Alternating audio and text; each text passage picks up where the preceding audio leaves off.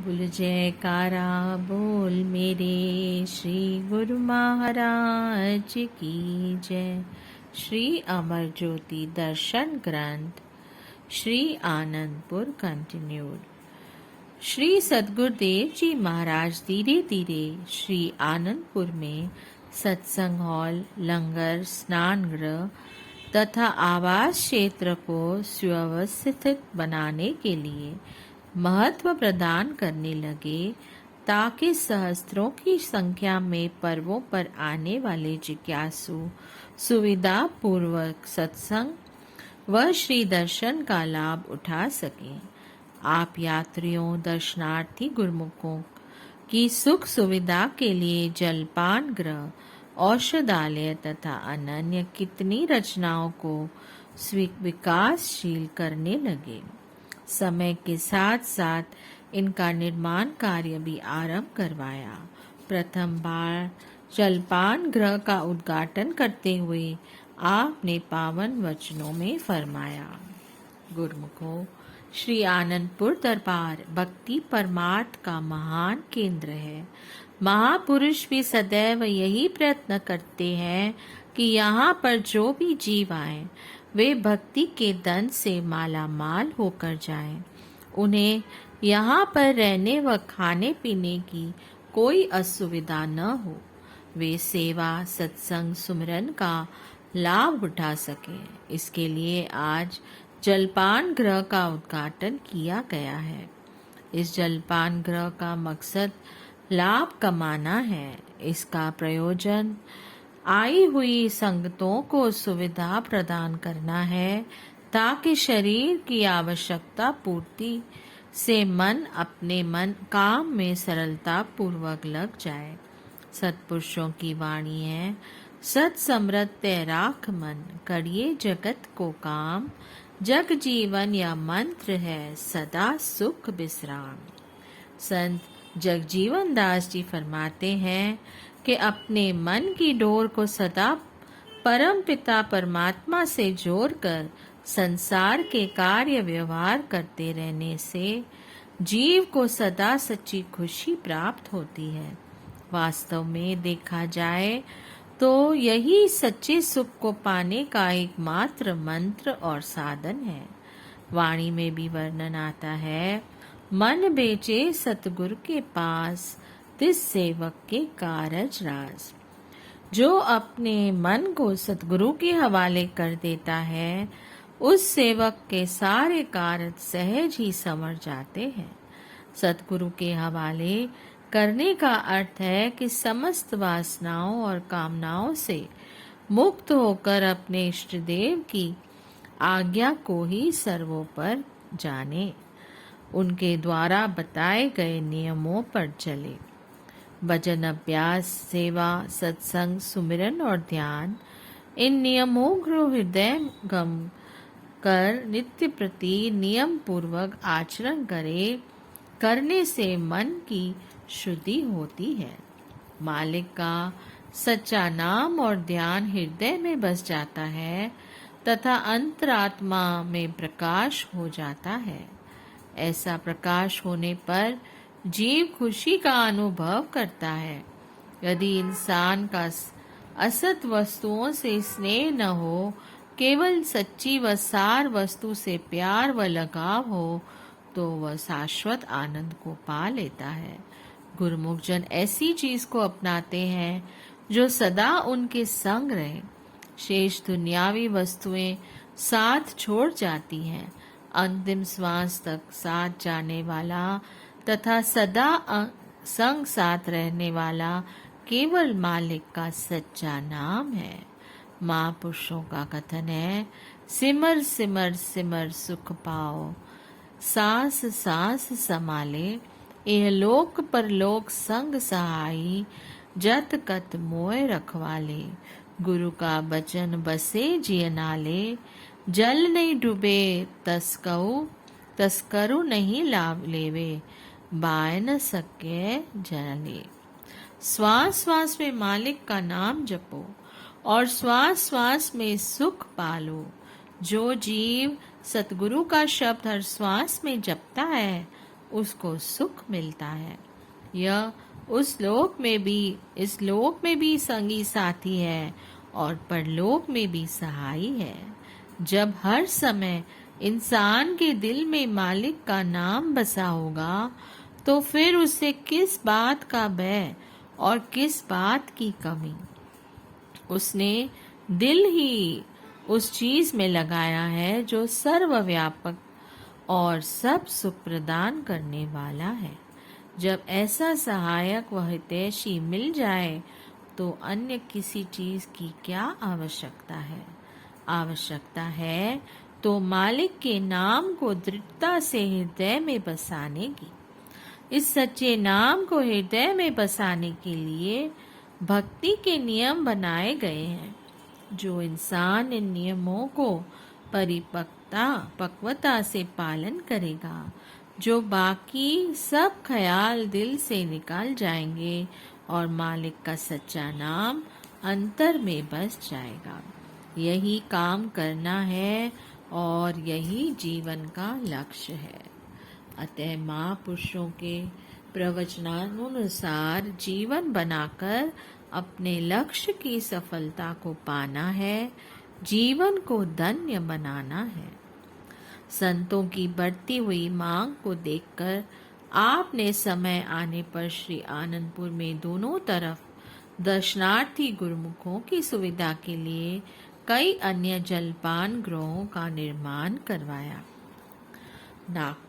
नागपुर में महात्मा सुख आत्मानंद जी, महात्मा सुख सागरानंद जी एवं गुरुमुखों की विनय पर आपने श्री आनंदपुर से कार द्वारा चंदेरी की ओर प्रस्थान किया। मार्ग में थोड़ी दूर जाने पर ड्राइवर महात्मा जी ने देखा कि एक शेर कार के पीछे पीछे आ रहा है। श्री प्रभु जी ने कार रुकवा दी और महात्मा जी को कर कमलों से प्रसाद देते हुए फरमाया कि यह प्रसाद उस शेर के आगे रख दो। महात्मा जी ने डरते हुए यह प्रसाद शेर से काफी दूर ही जमीन पर रख दिया। शेर पास आया, प्रसाद ग्रहण कर वह कार की उस खिड़की के पास आकर खड़ा हो गया जहाँ श्री प्रभु जी विराजमान थे। वह अपलक आपको निहारने लगा और आपने भी मुस्कुराते हुए अपना कर कमल उठाकर उसे अपना आशीर्वाद प्रदान किया। महापुरुष किस रूप में किसका उद्धार करते हैं, यह उनकी रहस्यमय लीला है। जब कार चलने लगी तो वह देखकर महात्मा जी के आश्चर्य की सीमा न रही कि शेर को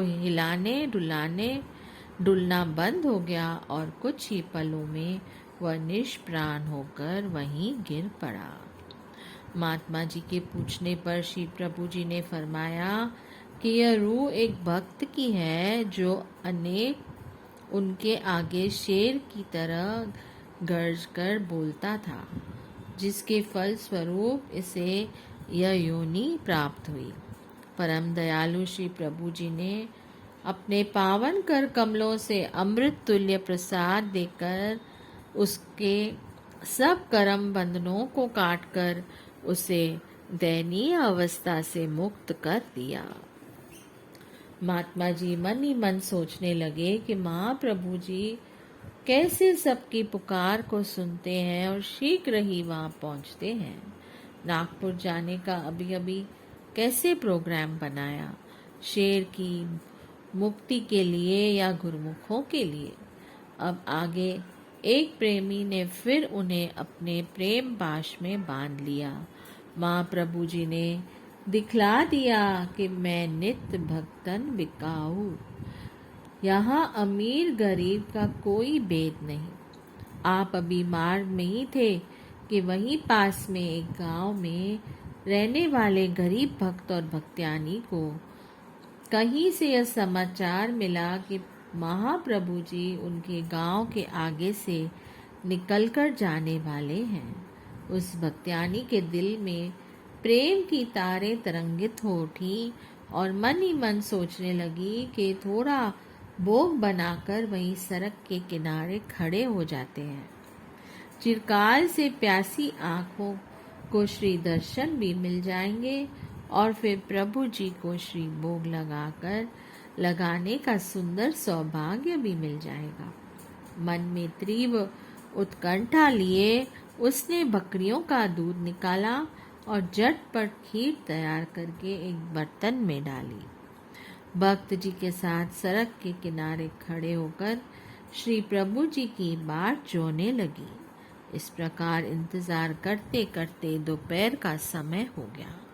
धैर्य का बांध टूटा तो भक्त जी भक्त्यानी से कहने लगे कि तुम यहीं खड़े होकर इंतजार करो भगवान का, मैं तो काम पर जा रहा हूँ।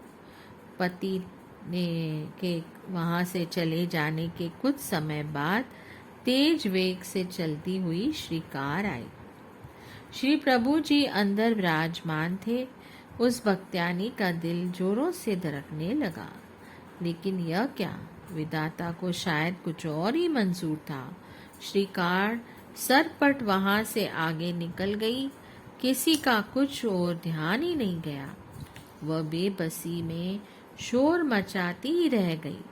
अब तो उसके आंसुओं का बांध टूट गया। जार जार रोती हुई हताश निराश वह अपने घर लौट आई और श्री सद्गुरुदेव जी महाराज जी के श्री स्वरूप के आगे बैठकर बार बार सच्चे दिल से प्रार्थना करने लगी कि प्रभु भोग लगाओ, प्रभु भोग लगाओ। अद्भुत करिश्मा, महान अचंबा। महाप्रभु जी ने अकस्मात ही सेवादारों को कार वापस पीछे मोड़ने का आदेश दिया। श्री कार का रुख भक्त्यानी के गांव की ओर करवाकर वहां पहुंच गए। उसके घर पहुंचकर पीछे से आवाज लगाई कि रोती ही रहेगी या भोग भी लगवाएगी, लेकिन वह प्रेम मग्न हो पूर्वत करबद्ध प्रार्थना करती रही कि प्रभु यदि आपने भोग नहीं लगाया तो मेरा पति मुझे उलाहना देगा, रूठ जाएगा। आप मुझे गरीब असहाय पर कृपा करें, मेरी लाज रखें। इतना कहकर वह पुनः जोर जोर से रोने लगी। पीछे से दोबारा आवाज आई कि क्या हम यूं ही खड़े रहेंगे। आंसुओं से तरबतर चेहरे को घुमाकर जैसे ही पीछे देखा तो वह हक्की बक्की रह गई। त्रिलोकी के मालिक उसके द्वार पर खड़े थे। श्री चरण स्पर्श कर उसने बड़े प्रेम से भोग लगवाया। इतने में उसका पति भी घर लौट आया, क्योंकि आधे दिन के लिए उसे मजदूरी नहीं मिली। श्री दर्शन कर वे अपने धन्य भाग मनाने लगे।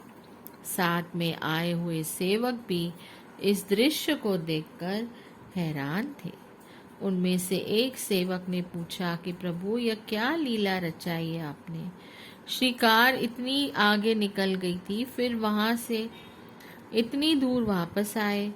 महाप्रभु जी ने फरमाया, इस भक्त्यानी के आंसुओं ने नदी का रूप धारण कर लिया। हमें रास्ता ही नहीं सूझ रहा था।